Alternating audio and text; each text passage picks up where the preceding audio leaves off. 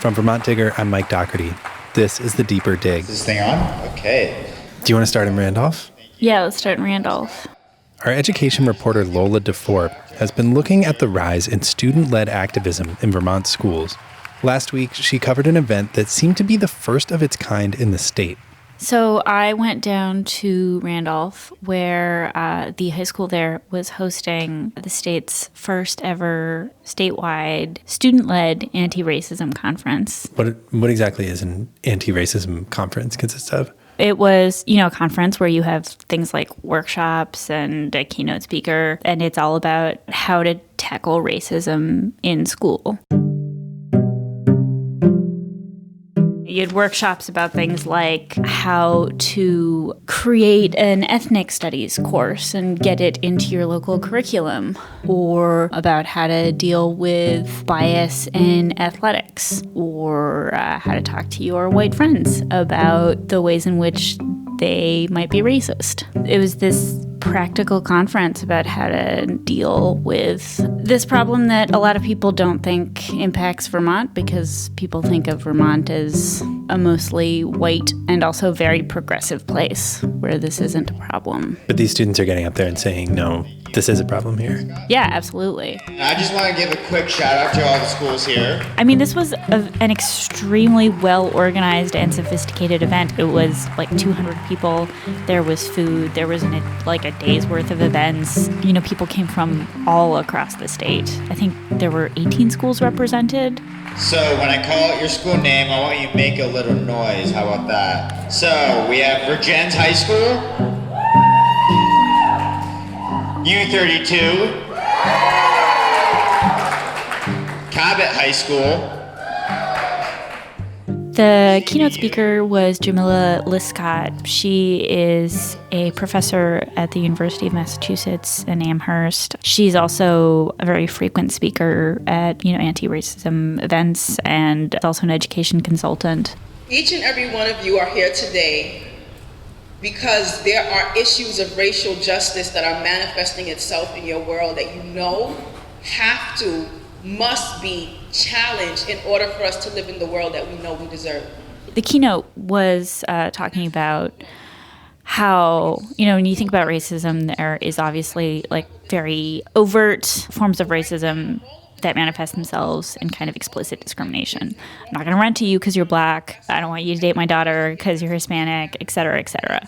But racism also manifests itself equally as importantly in ways that are much more subtle. And it's in the ways that we code forms of speech and dress and culture that are predominantly black and brown as inferior.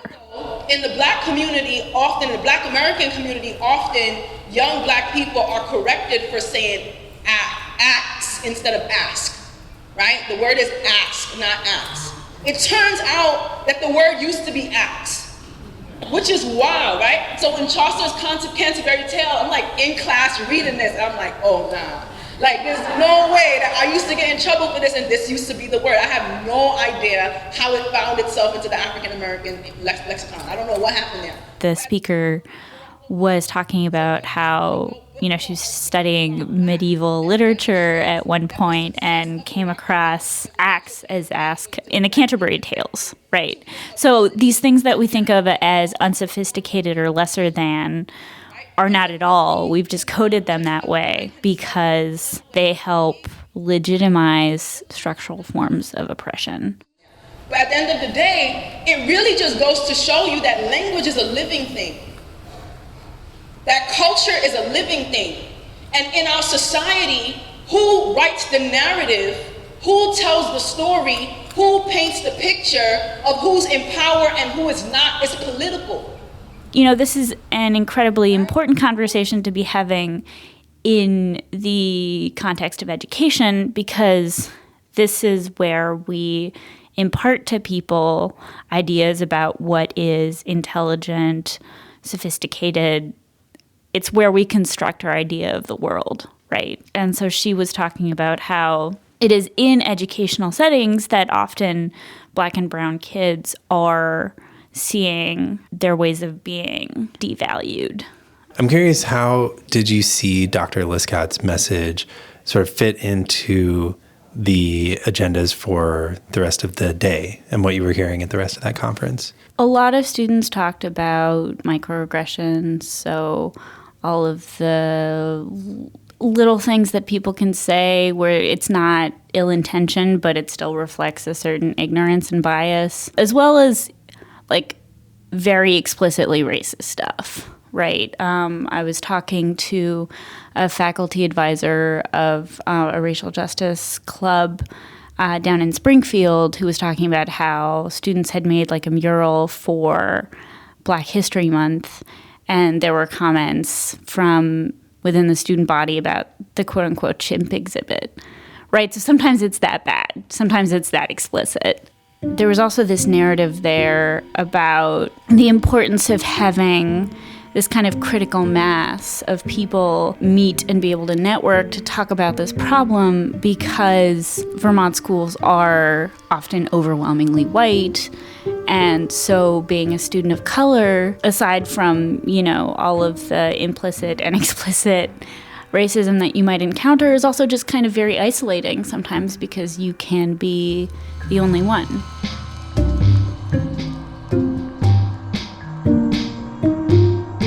I'm of Asian heritage, so I was born in Seoul, South Korea, and then brought over when I was a baby to the United States.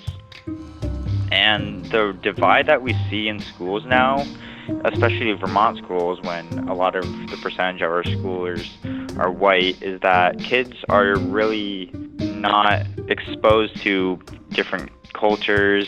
There's just no diversity in Vermont at the moment. This is Brandon Ryan. He's a senior at Randolph Union High School. For about another week, he's graduating. Brandon said he helped organize this event so that students of color in other schools would know they weren't facing these issues alone. I really felt like we needed a collective group of students and also educators to try and talk about problems so no one feels really alone in the fight against injustice in our schools and also injustice in the nation. And can you describe, like, when you talk about problems, like what those problems are? You know, what specifically were you hoping to address in having these conversations? So I would say growing up in Vermont as a person that looks different it's pretty challenging. One, because when you look different than most people, and then sometimes fitting into groups is not your best scenario, because there have been studies done of how we always try to find people in a group that look like us. And so growing up in Vermont, that's been pretty hard. And when I came to Randolph in 7th grade, I think that's when I really started to notice a lot of injustice in our schools and how people that look different than white people will always be treated differently, in the sense that they're not living up to a standard of the institution. Can you give a specific example of how you've seen that play out? We have a foreign exchange program with a sister school over in Shizukushi, Japan. And they come to visit every single year, and they perform for the middle schoolers. And when I was in 7th and 8th grade, I had a bunch of middle school girls asking me if I understood what they were saying and if I could communicate with them as if they were kind of like different animals in a sense, and how that right there was certainly not okay, because one, I don't speak a word of Japanese, and or that I'm not of Japanese heritage either. Right. And it's also just little things that really kind of bother me, I guess. Seeing swastikas in bathrooms, and or the N-word written in bathrooms, saying how all N-words should die and burn. And I think on a personal level, it definitely irritates me a lot, because this is a school, and that's basically a threat to the school and to the people in it. But also to the same time that personally I've only experienced little microaggressions, I would say, to a certain extent, but nothing to the extent that we've seen in these past recent months. We should note that basically any analysis that's ever been done when it comes to things like discipline, for example, or academic outcomes, have shown that just like in the rest of the country, kids of color in Vermont are in fact disproportionately disciplined more harshly and underserved academically. They've got the numbers to back it up. Yeah, I mean, and sometimes it's hard to do these analyses because sometimes you have such small cohorts of students of color. So it's also hard to like showcase these problems sometimes because you can only often do kind of top line statewide analyses, because if you're looking at numbers in individual districts, often that data has to be suppressed because we're talking about such small numbers, and then you get concerns about privacy. Like if only one or two students of color report something, it would be easy enough to identify exactly who those students are. Right. Or like if you get this a lot with academic outcomes, right? So like often when you're looking at academic scores for schools, they won't have disaggregation by ethnic groups, because if you do that, then you would automatically know what the SBAC scores of the only black kid in the class was. That is like a practical problem about how to measure the impacts of racism on kids in Vermont schools, right? Data analysis can be a little tricky. But the data that we do have does show this is happening here. Right. Any statewide analysis that's ever been done has shown that there are disparities. There was this big report that came out, I believe, from Vermont Legal Aid a few years ago that really took a hard look at discipline data that, showed pretty clearly that there are huge disparities at play. Got it. I had a conversation with the principal, Elijah Hawks, who was talking about how the request to raise the Black Lives Matter flag had come last year and how he had been kind of concerned about just allowing it to happen without there being a larger conversation. There were a couple of students who just individually contacted me and said, "We've noticed Montpelier has raised the Black Lives Matter flag. We'd like to do the same thing." And I said, the students in Montpelier have done a lot of work to create community-wide dialogue to buttress this courageous act and to generate support and to use it as a catalyst for learning. And also, something I thought was really valuable that he said was, was kind of in relation to the conference and all of the work that had happened, which is that he largely stayed out of it and trusted students and staff to do that work. You're pretty early, so. What did you think when your students came up to you with this idea? For this? Yeah. Just got out of the way. Okay. This is exactly what can happen when when a school allocates the resources during the school day for teachers and students to do work in contemporary problem solving. It's not just that there's a club at Randolph Union, there's an entire class dedicated to racial justice. And he really emphasized that an undertaking of this magnitude, which is a conference hosting 200 people, can't happen if you let an after-school club do it, right? Like, you have to give people real time and resources to achieve something like that. This is kind of a new thing, it sounds like, to have, this level of activism and education going on about this topic in schools. Yeah, I mean, I've been really surprised at how front and center student activism has been in this whole conversation, right? Kids have convinced administrators to raise the Black Lives Matter flag.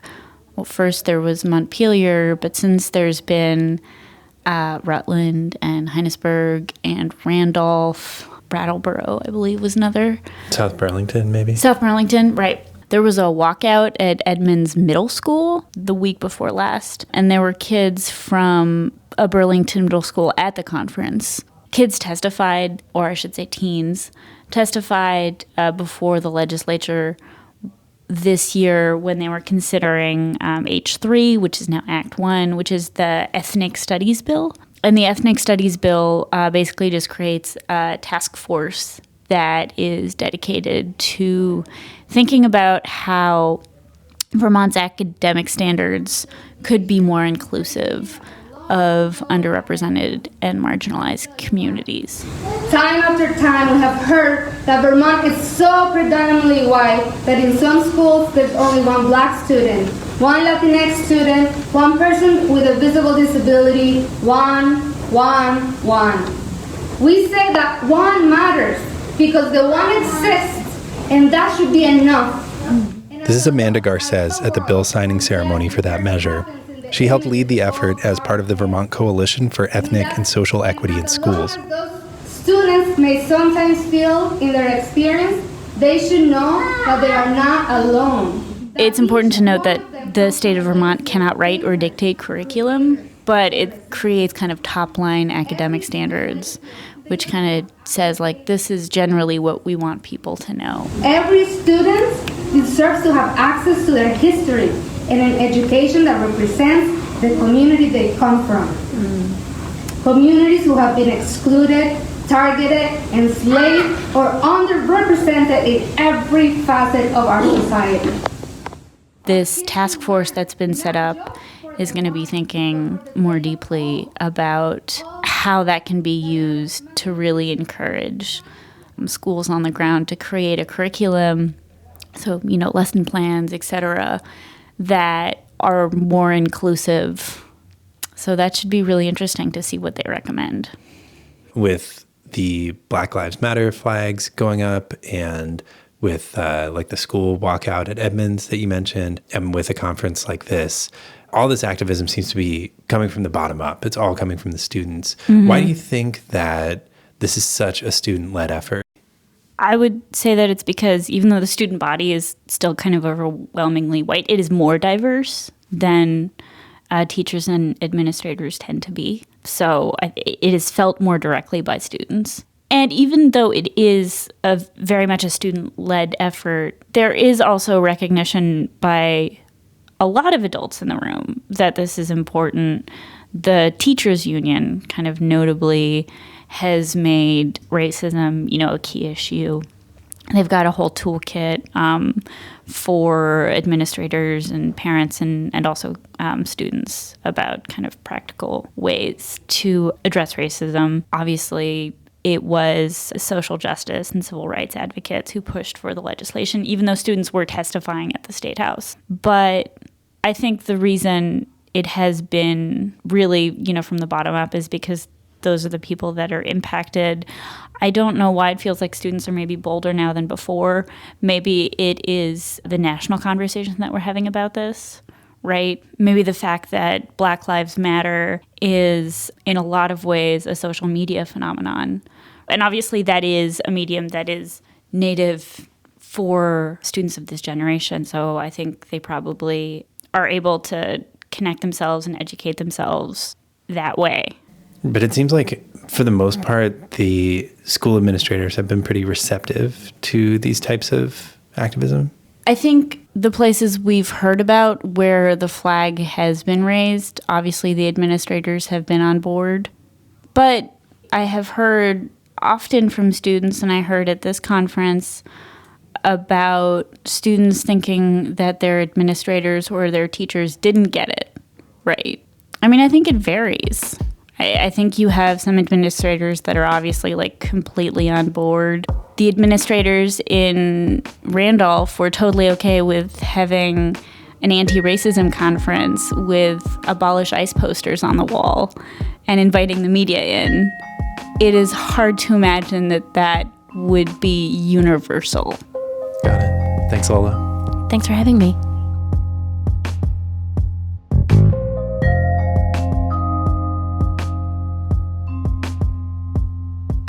You can find all of Lola's reporting on student activism, including her coverage of the conference in Randolph and the state's new ethnic studies law, at vtdigger.org. You're listening to The Deeper Dig. Every week, we go deep on one key story that we've been following. Get new episodes every Friday at vtdigger.org, or search for The Deeper Dig and subscribe wherever you listen to podcasts. We use music this week by Blue Dot Sessions. We'll be back next week with more stories from the Digger newsroom. Have a nice weekend.